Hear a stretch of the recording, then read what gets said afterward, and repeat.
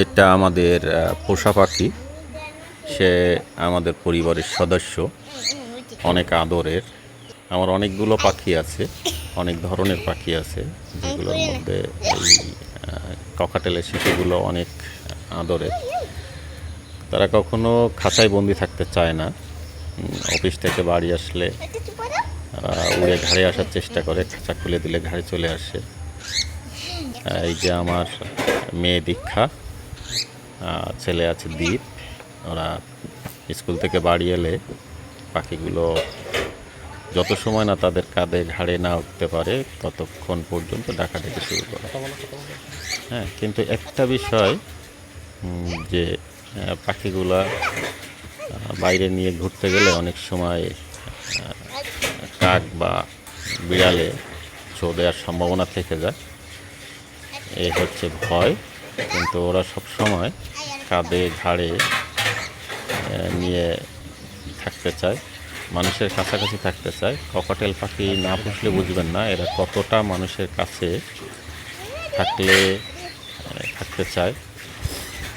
মাঝে মাঝে উড়ে যায়, কিন্তু ককাটেলের একটা ভয় আছে কি, ওরা উঠতে পারে, মানুষ চিনতে পারে, আসতে পারে, কিন্তু ফ্লাই করলে ওরা ল্যান্ড করতে পারে না।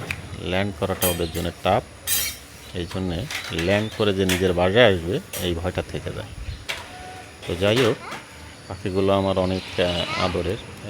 এরা ঘরে বাইরে সবসময় আমাদের সাথে থাকে, আমাদের সাথে আনন্দ প্রকাশ করে, ডাকাডাকি করে।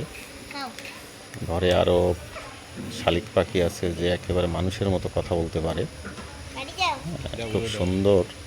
এরপরে আপনারা দেখতে পাবেন একটা শালিক পাখি আসবে, সেও কথা বলতে পারে। তো ককাটেল পাখিটা ডিম দেওয়ার মতো হয়ে গেছে।